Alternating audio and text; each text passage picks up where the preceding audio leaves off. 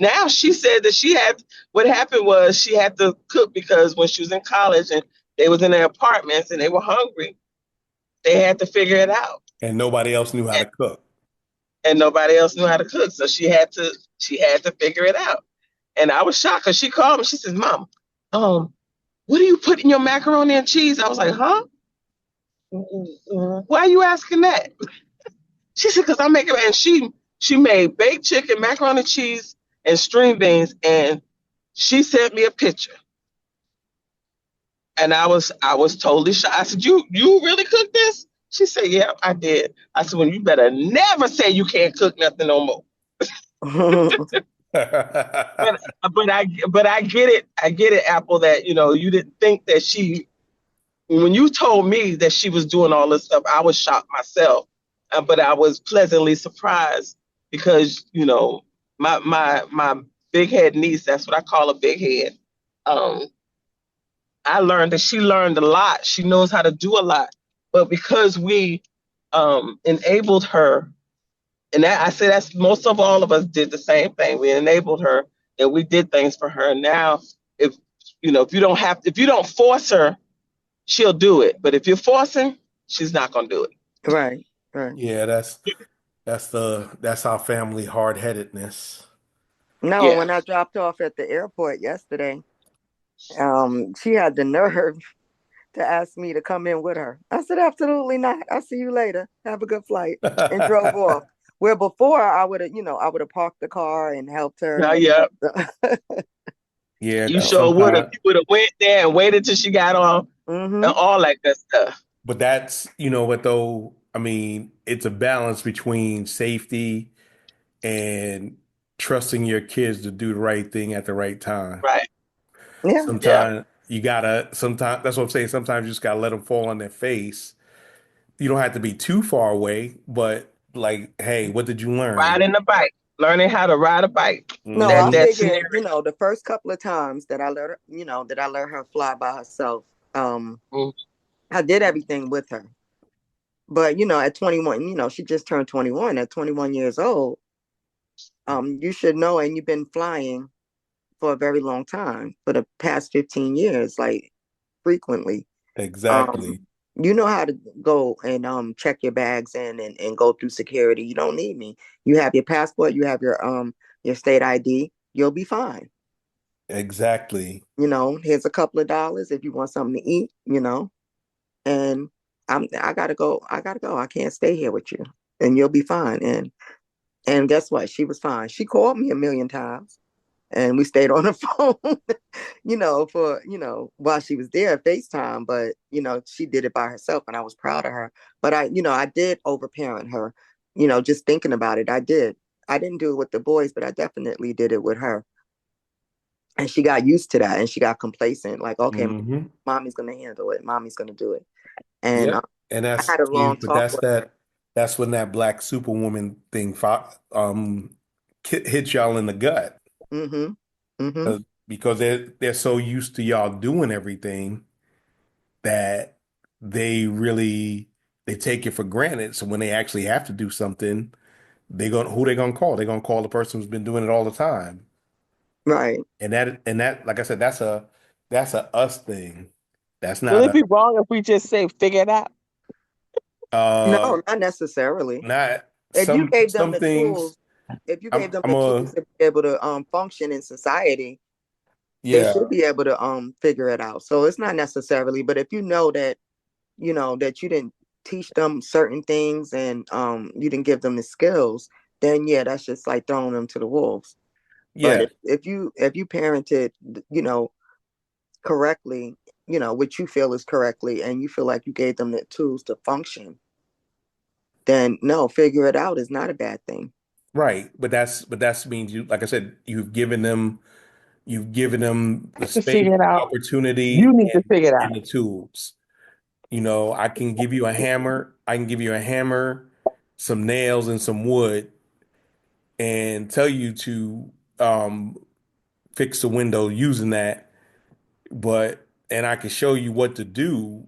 But if you're not paying attention, guess what? It ain't gonna get done. And you can't blame me because I've given you everything that you needed.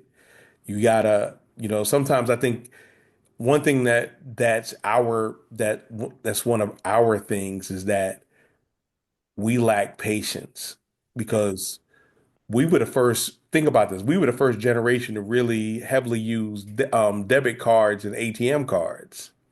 Right. I Yeah. mean, we grew up at the beginning of microwaves. We grew up at the beginning of, Betamaxes and Atari 2600s and No, all he of that. didn't say Betamax. Lord, he said Betamax. You went way back. Yeah, because we were there. We was there. Yeah. Went from Betamax to VHS to DVD, the laser disc, the DVDs, the Blu-ray, and now we don't very few You people don't even use none of consider that it. stuff now. But the thing was is that, we were getting all this stuff at our fingertips and it became so easy. So we didn't teach our kids how to do it the manual way. So when stuff goes wrong, you know, and then we blame them for not knowing nothing. True. I mean, we were growing up, and of course, we were too poor to have one, but they used to have bank books. I had a bank book because the Yeah, school back then, the school was teaching you how to exactly. save money. Hmm. Even though I only gave 25 cents and that was to open it up. Yep, exactly. I Because remember that's all I had was 25 cents. But Long Island I had Savings a bank Bank. book. Yeah, Long Island Savings Bank. I remember that. The one, remember, it used to be on Queens Plaza, Yep. right? Yep. It was on Right. Queens Plaza. So, like I said, we didn't we weren't taught how to manage money. I am teaching my sons how to better manage their money, Hmm. but I'm not, I make recommendations. I don't make demands because they're adults. Right. So, but a Well, lot of you know times, what? My middle son, he actually gives out advice on money. You know how to mhm, save it, how to make it, and how to make it um, double in a sense.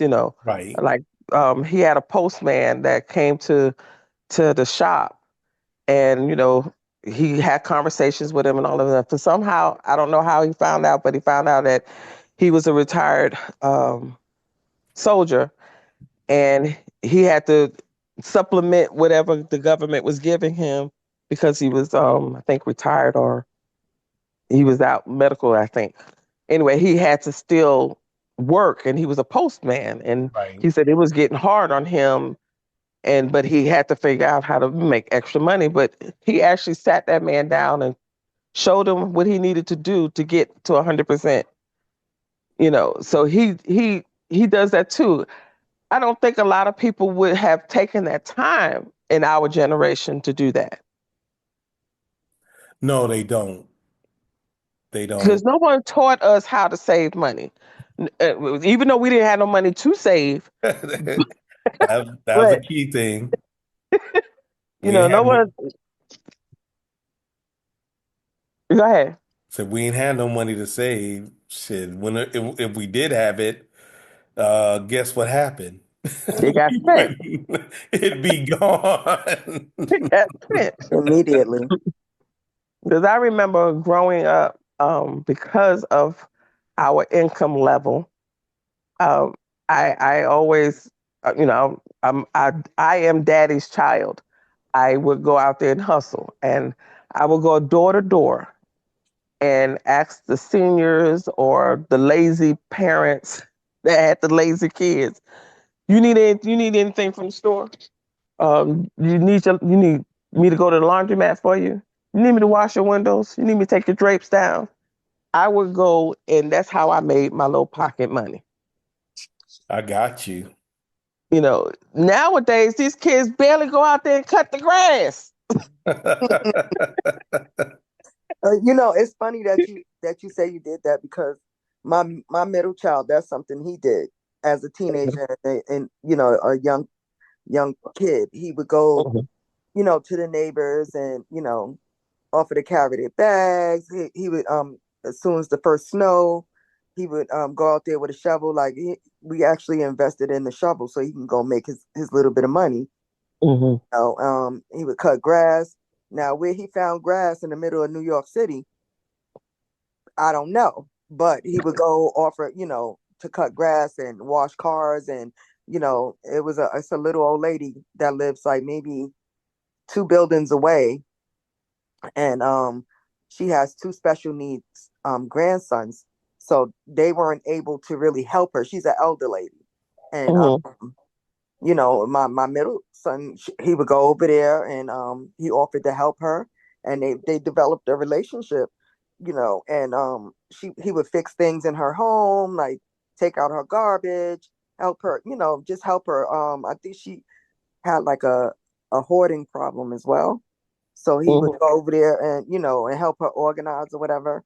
And I think he got that from you and Daddy, because I don't, I'm not a hustler. I know how to, get a job and, and work, but I don't know how to, make ends meet as far as that. And I was proud of him for doing that. So I don't know where he learned it from or where he got it from, but you just reminded me that that's something that he did too. Mm-hmm. Mm-hmm. Maybe Yeah. it came naturally to him. Yeah, Yeah. some people learn, some people get burned, and some people gotta earn. So, you I like the know, way you said that. Learn, burn, and gotta learn. I and mean, earn. and that's the thing is that some of us some of us have the sense, but we don't exercise it, and then we wind up getting burnt, Right. spending money on stuff that we probably shouldn't have spent it on, but we do it anyway because that is how we deal with an issue on not having not having sense enough to know when not to spend money.